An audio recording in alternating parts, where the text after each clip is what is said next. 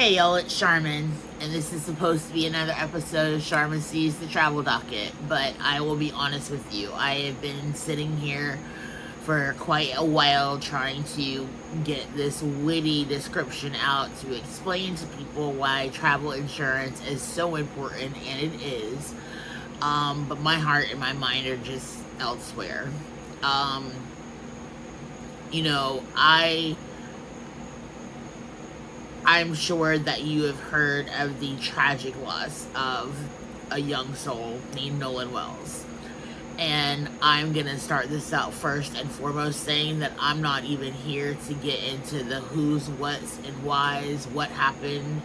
I guess just like when I have a tax issue, I reach out to my cousin that's an accountant, or when I have a doctor issue, I reach out to a friend that's a doctor, or what have you. So obviously when stuff like this goes on, people reach out to me, I guess, and like what's gonna happen and what could happen and what's going on. And I'm gonna tell you, like I told them, I don't know. I am not a part of that investigation. I don't know what they're finding. I don't know what they're looking into. I don't know who knows what, when, or why. I don't know. But that's not where my heart and my mind are right now as to what's going on in that context, as far as an investigation, or, I'm a lawyer. Everybody's innocent until proven guilty. There are investigations to be had, there are facts to be laid out, and I'm not a part of that, and I'm not trying to be a part of that. Where my heart and mind are, though, are that the amount of commentary that goes on as to why certain people are so upset about a situation, or why certain people feel a certain way about a situation. And I guess the thing that's really hard for me to understand with that is that, number one, and I guess it's maybe the empath in me, and I consider that to be somewhat of a plus, but more likely than not a flaw, because it allows me to probably feel way too much than I should about certain situations. But my first thing is, like, if there's somebody hurting, even if I don't understand the hurt, I don't really care why they're hurting. Let them hurt. That's who they are. That's their being. That's their choice to make. But in this particular situation, conscious people can't deny the fact that the hurt that would surround a situation like this, especially with the unanswered questions, especially with the remnants of things that we've heard in the past and history that has happened in the past. There's no way to sugarcoat the fact of why would this hurt. Number one, it hurts because at the end of the day, regardless of race, color, gender, creed, whatever, there's a young soul gone from this world. There's a young, promising, what we hope to be soul that's gone. This is a child that was going to college, that was playing football. I mean, he's gone. That ain't enough is enough to justify, just a little bit, I guess, for some people, just a little bit even. That enough justifies some hurt. But then when you add extra layers onto that affects different people in different ways, that's going to exacerbate that hurt to some extent. When you're talking about a group of people that look like me, black people or brown people or other people that have gone through different things where facts didn't add up and things didn't add up, or even if you've just grown up with a history that dates back hundreds of years, by the way, where whether it was a man who wasn't even legally allowed to have a family or be a part of a family, or, God forbid, create family members other to be considered anything other than inventory, and then one day was just gone. Or whether you had a son that was eating grits with you at breakfast in the morning, and the next night he was found hanging from a tree, and there wasn't a whole lot of explanation as to why.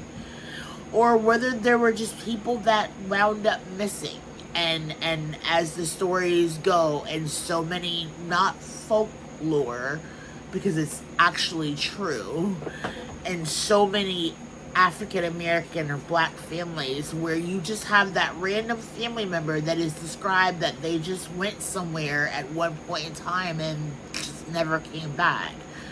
These are not myths. These are things that actually occur.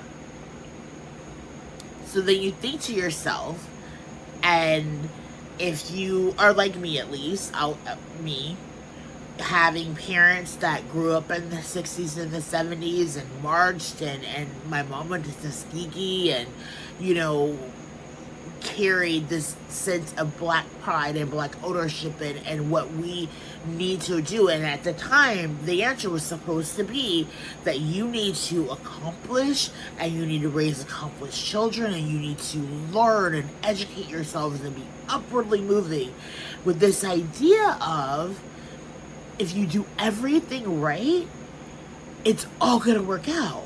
It's all gonna be okay. But then it still isn't.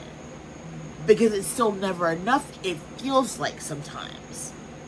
So maybe it's not your child that didn't come home randomly on the 4th of July. But it's a child that very much so could look like yours and be yours. And it just so happens that it wasn't yours.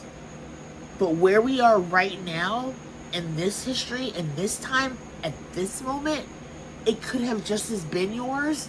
So therefore, the one that is gone feels like yours. But not only that, you thought you were following the rules. You tried to raise him well. You gave him a good education. He's in college. He's playing ball. He's doing what we think is required to be okay. Not that it should be. Not that you shouldn't just be able to be whoever the heck you are.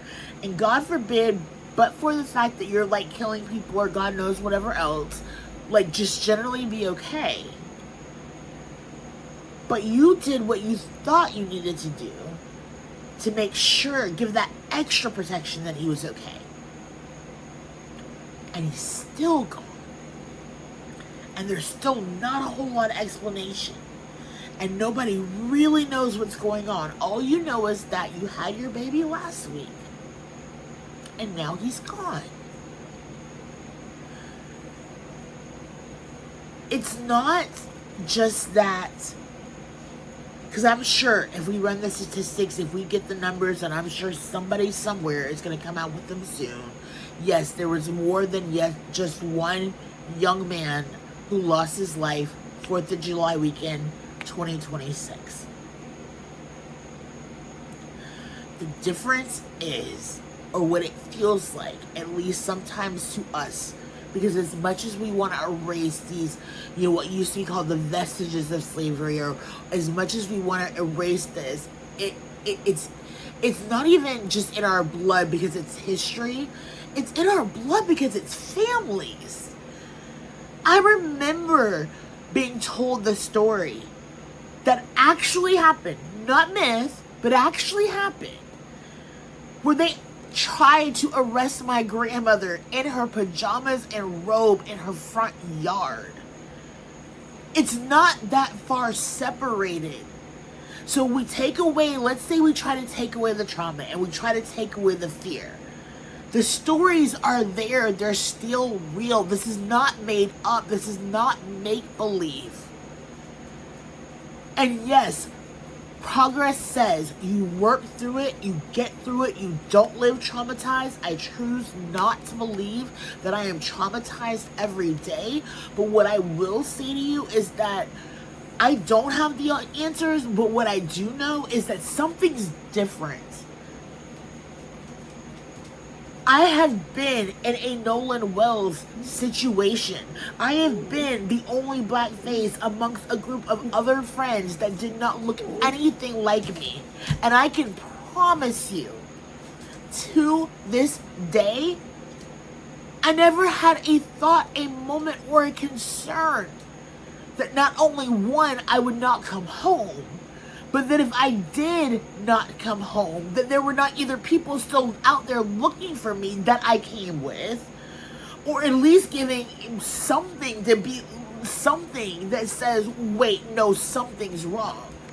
Now, don't get me wrong. I am not trying to put rose-colored glasses on my childhood. I grew up knowing who I was, where I was, what society may have thought I was, what I needed to be, and who I ultimately wanted to be and believe in and love God and all the 9 things.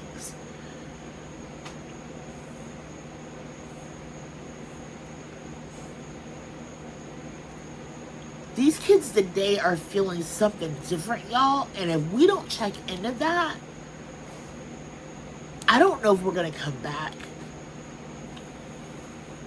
Because, yeah, I grew up with parents that taught me about Martin Luther King and Malcolm X and Black Panthers and Rosa Parks and slavery, and traumatized the hell out of me by making me watch Roots when I was like 10 years old. FYI, I would not advise that.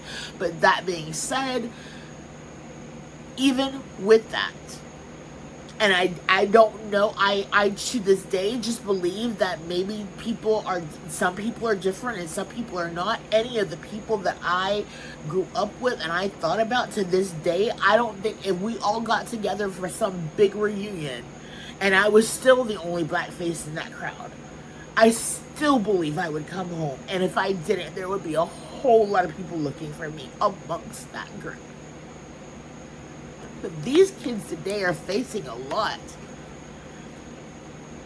I am not getting into who did what, where. I do not care. But what I do care about is, please just give people the opportunity to grieve and voice their pain and their concern or whatever it is that they're feeling so that they can feel it. Because I am telling you, it is not coming from today. If you don't understand it, God bless you, because you don't have to.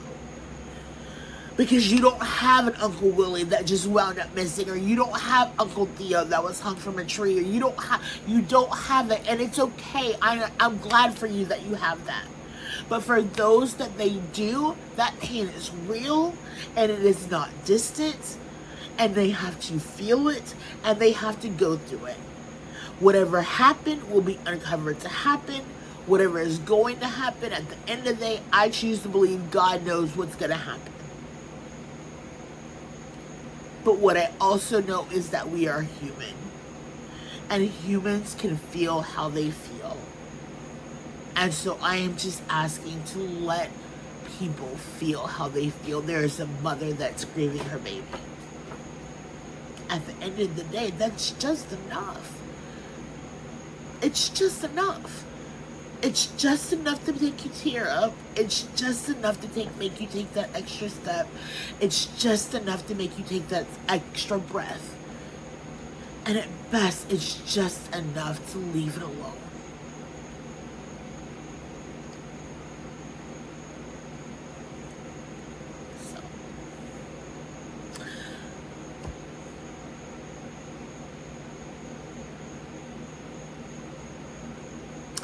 God bless you, Nolan Wells.